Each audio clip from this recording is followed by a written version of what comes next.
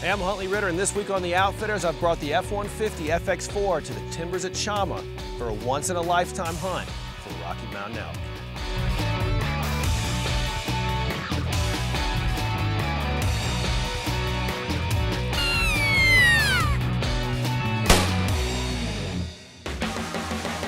Behind the unforgettable adventure, behind that trophy of a lifetime, there's an outfitter who makes it all happen.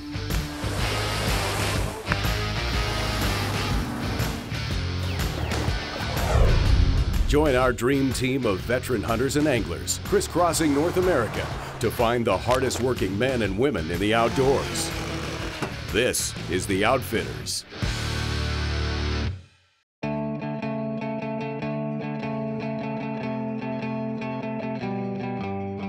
We're about 3 hours north of Albuquerque, just shy of the Colorado border. The reputation of Chama is legendary, really, because it's, Unit 4. You just heard about it for years and years because it's got a strong elk population. It's just kind of a famous, legendary area that every elk hunter, I think at some point, it's on your bucket list, and it's definitely been on my bucket list. So Bill, I was really excited to come out here, and myself, like a lot of people, wanting to hunt New Mexico, Chama, Unit 4. What do you think makes this area so high quality for elk hunting?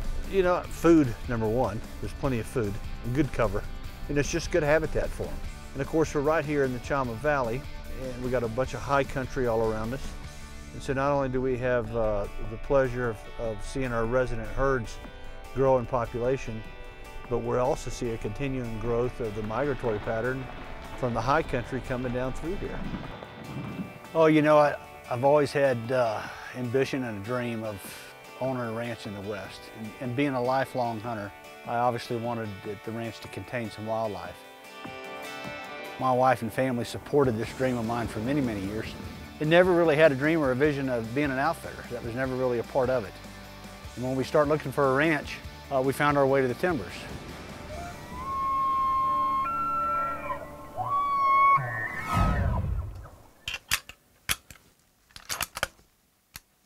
Okay, fire in the hole. So we're hunting early October, and one of the things that's exciting to me, it's really cool to be able to go to places and see new country. I've never hunted New Mexico. All right, let's put one more through. And the elk hunting's amazing, but it's also just seeing how, what the environment's like. It's a different topography, different climate. It's a way different climate, and seeing how they hunt too. And I think that's what is always good, to be able to hunt with other people. And you learn things. Otherwise you do the same thing over and over. It's perfect. 2 inches high, right in the kill zone. In order to run a successful operation, I think it starts with the booking of the client. When we get the inquiries from our potential hunters, it's actually an interview process on both of our sides because, in my mind, it's got to be a good fit for both of us. So Bill, what time are you seeing them coming out? It's kind of warm today. I don't know, between 5 and 6 maybe. We may pick up a bugle before that. It's a great expense for the hunter, and it's a lot of time. And so we start an interview process on both sides. Sometimes multiple conversations, multiple emails, or a combination of both. All right, let's get them, Bill. I'm ready. And by doing that, I think it eliminates a lot of things up front. Our success rate is best the way we're doing it, and if we qualify a client and they qualify us and it's a mutual fit, then we usually have a successful hunt. The timbers itself is only 400 acres. There's some great hunting here on the property, but we lease multiple other ranches. And the terrain varies from high mountain, over 10,000 foot aspen groves, to 6,500 foot of rolling hills of pinon and juniper cover. Most of our terrain, even though the variation in altitude is mild, it's relatively gentle rolling hills. So even at 10,000 feet, we're at the top. We're not doing strenuous climbing. It's more, you're just walking on top of the mountain kind of stuff. And so I refer to most of our hunting property as kind of a gentleman's hunt. It's pretty easy to get around. There's no replacing the thin air at the altitudes that we hunt, but I think a hunter should expect mild walking, rolling hills, covered with oak brush or juniper, depending on which ranch we're hunting. I think they're going to move back left to right. That's a different bull. There's a big bull. There's 2 of them. That's a good bull. That's a real good bull. One thing I really like about Bill and the whole operation is he and I have very similar hunting styles. I'm a low pressure hunter. I'm not big on running and gunning. I like to move slow, especially with elk. That one bull in the back, that's the one I'd take. You know, if you pressure them too hard, they can blow out of an area and they don't go a few hundred yards, they go miles. They can just go miles and they might not come back. He's got his hands full. We can kill him. He's definitely killable. The Outfitters is brought to you by the 2013 Ford F-150 with EcoBoost.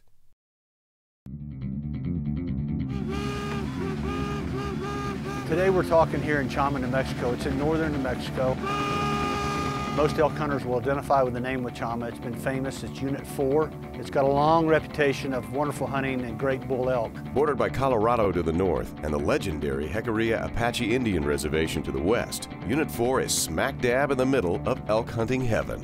And the fact is, we probably don't have the biggest elk in the state, but we do have a great herd, and the success rate is high. If we can get our wind in our favor, we can get on these elk. There's definitely a couple nice shooters in there. Yeah. Another unique thing about Unit 4, and is one of the reasons that attracted us here, is some of its hunting regulations. In Unit 4, a private landowner tag is transferable to other pieces of property, so there's no draw required for the hunters. That appeals to me really well because I'm a very low impact style of hunter. We don't believe in chasing our elk.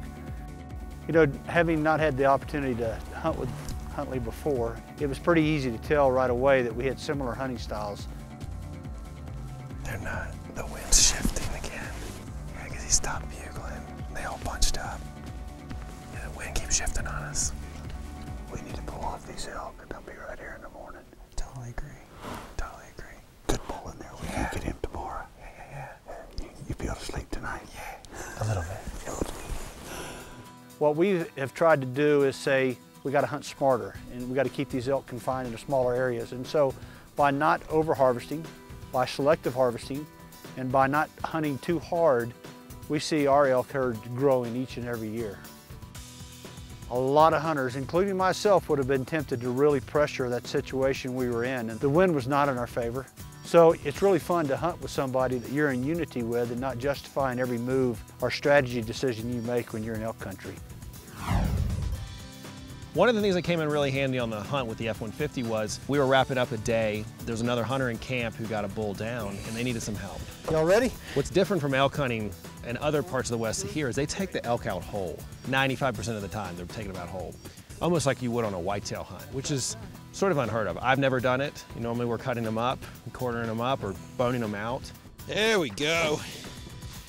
We put that hunter's bull in. We put some of their gear in, our gear as well. And got it out of there. And so it was a big help because, all right, we're good to go. Especially in New Mexico, even in October, getting the meat out of the field in time is a big problem.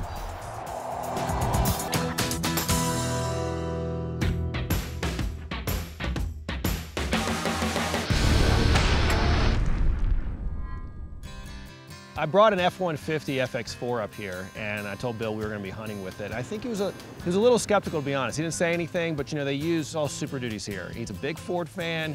He's got F-250 diesels, Power Strokes, and part of what they use it for is, I mean, on a ranch, you know, they're hauling a lot of equipment, they're pulling livestock, but one of the things they do is they take these bull elk out whole 95% of the time. The first time I've ever been exposed to a bed extender was the day we loaded that elk in the back. And of course, it being a smaller truck, the elk was hanging out the back. And so we were wondering about how we secure that. And then I was exposed to the bed extender that was inside the bed, and it was the perfect fit to do the job. It's got more ability than what I really gave it credit for. Obviously, they're a little smaller, so they're easier to get around. And I think it's a bit smoother ride. You know, a hunter has certain expectations when they book a hunt a year in advance. And so we just surround ourselves with not only a great talented staff, but good sound equipment, and Ford's a part of that.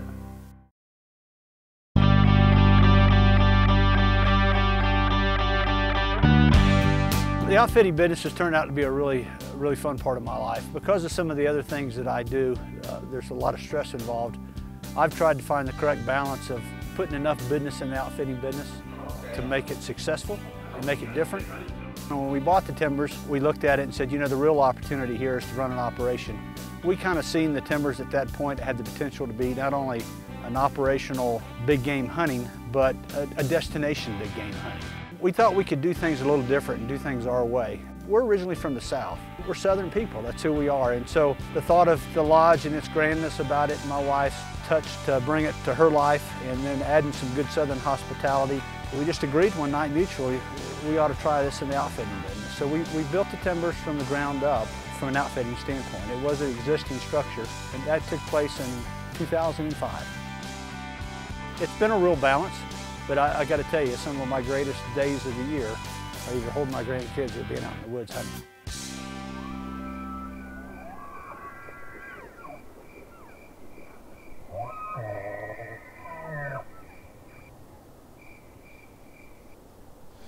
All right, so we got out, Bill got out and heard bugles immediately. There's another one right there. There's about four bulls bugling, wouldn't you say? Yeah.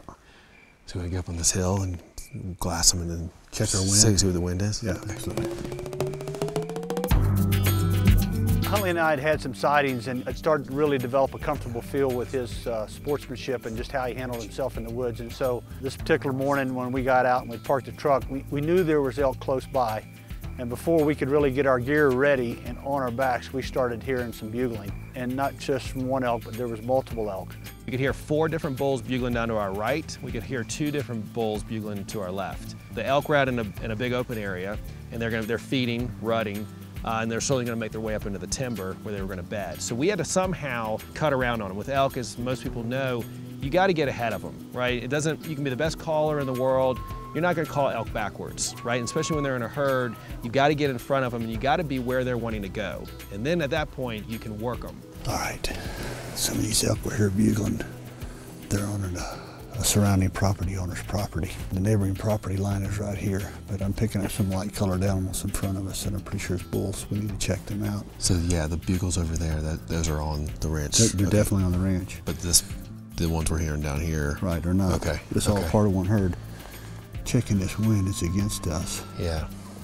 We got about 15 minutes before legal shooting light. I think we need to try and make a wide swoop. Okay. And we got quite an opening to cross, but I think if we stay tight, head down and just go across.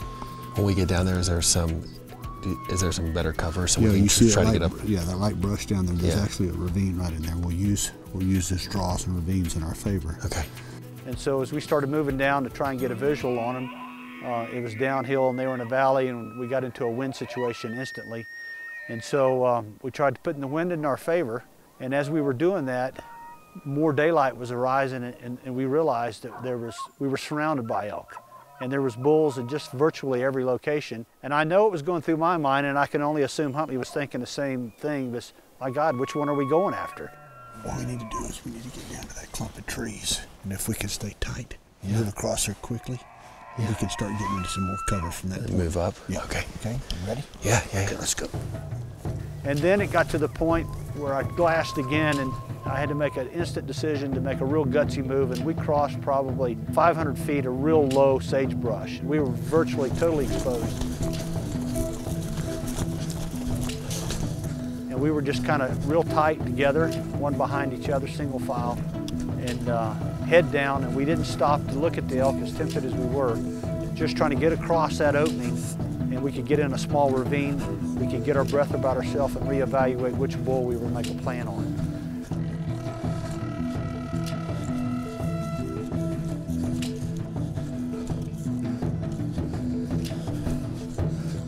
So what we did is we used the cover as our advantage, and we basically just weaved our way as close as we could. Is that crevice when it crosses there? Is that on your property? Yes. Okay. There's been a good bull bugling right there, but I've not been able to put my glasses on him yet. He sounds like a shooter. Yeah. He's got a deep growl to him. There's a spike and a couple cows up there. Oh yeah, there I see. There he is. And so, long story short, after we crossed that field and got in a ravine, we glassed the bulls into more detail, picked out a shooter, and then circled around a little bit more, got it in our favor.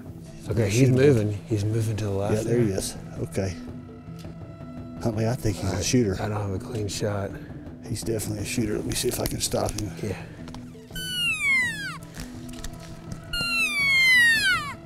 Let him turn. Stop him again. Actually did some calling to get him to close the distance, and he came in about 300 yards closer. And when he crested a ridge, he was looking straight at us. I don't have a clean shot. He's still behind that brush. I gotta move. When he gets in that low area right there, I'll see if I can stop him. You on him? Yeah, I'm on him, but I still got brush on his vitals. Bill and Huntley made a dicey play, risking detection in the wide open to position themselves within range of a rut-charged bull. The gamble seems to have paid off, but will the odds tip in their favor at the moment of truth? When the Outfitters returns.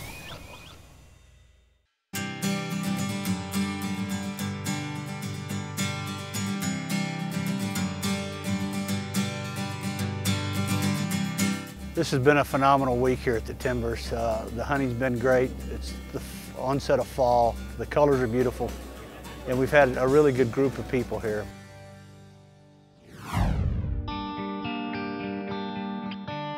Chama is a place where dreams become reality, and each morning dawns full of possibility. At first light, from an elevated vantage point, Bill and Huntley spot several elk, one in particular that gets their attention. They make a chancy, game-time decision to cross an open plain in hopes of intercepting the bull. Now the waiting game begins. Stop right here and use these trees as a break. We use the cover as our advantage, and we caught a lone bull who was actually feeding that way, coming towards the property boundary. I don't have a clean shot. He's still behind that brush. I gotta move. When he gets in that low area right there, I'll see if I can stop him. You on him? Yeah, I'm on him, but I still got brush on his vitals. Okay. Okay, when he busts past that tree there, I'm gonna have it if he stops. Okay, are you on him? You on him? Yeah. He's moving to some cows to our far left. When he came through, we tried to stop him, and he was fixated on those cows. He stopped a couple times, and literally, it's like textbook. Every time he'd stop, he'd have something covering his vitals. I didn't have a clean shot.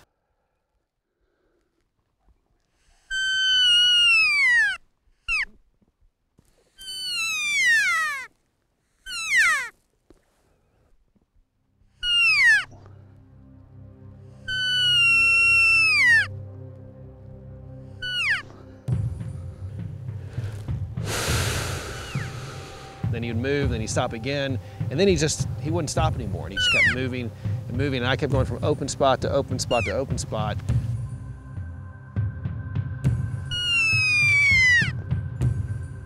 All right, he's moving towards that spike in those cows. Yeah.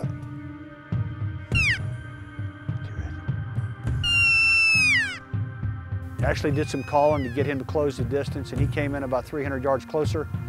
And when he crested a ridge, he was looking straight at us. So he instantly turned broadsided and offered us our first harvest opportunity. But he wouldn't stop, and I tried cow calling, and we must have kept our crosshairs on that bull for probably what seemed like 10 minutes, but it was actually only 2 or 3.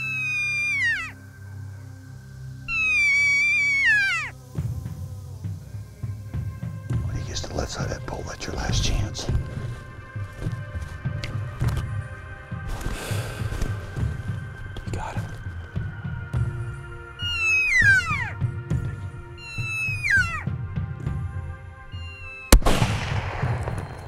Good job. He's hit. He's hit. I don't know. I didn't feel great about that. Oh no, he's sick. He's sick. Let's move over here. I don't have a ton of experience with shooting sticks. I bow hunt a little bit more, and it's at that point you're really just focusing on making a clean shot and putting it just behind the shoulder. So after the shot, I honestly didn't know.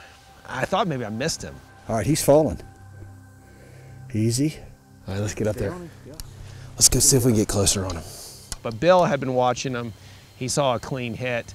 The bull didn't go very far, and I was about to try to put another round into him when he just dropped and went down. And it was kind of like, it was almost surreal. It was in the first 30 minutes of the morning. Shooting light was at 6:35 a.m. That bull was dead at 7:05. Yeah, he's not moving. He looks... No, he's down. He's done. Yeah, he's down. Good job. Good job, bull down. Boy, that was fast.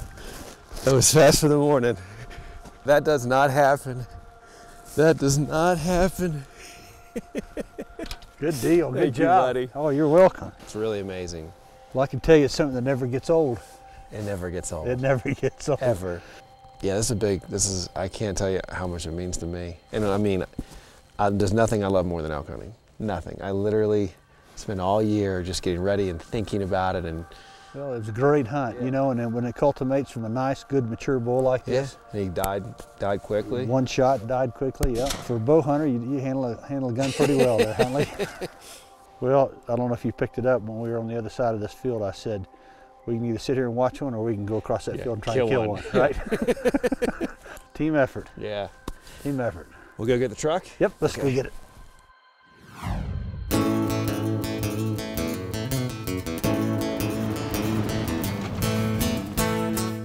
I would honestly categorize Bill as a great outfitter, and there's many reasons for that. One, he runs a very, very tight ship, and he's dialed in on every aspect of it. All right, well, how many elk hunts you been on that you could back a Ford pickup truck to them and retrieve them whole? None. None. I like your style. Sometimes you have great hospitality, and then the hunting's not very good. In this situation, the hospitality was amazing. They've got gourmet chefs up here in northern New Mexico, but the hunting was fantastic. It's private land, it's managed really well, you know, and he's very understated. He's very conservative about it. The rules and regulations of what he expects, you know, myself as a hunter and all of us to sort of abide by. I could tell that I was like, this guy has it dialed in. And I think really, I made a good shot, but Bill, you know, his work and management and scouting. All right, off to Chama. Yep, let's go. That's what really led to a successful hunt.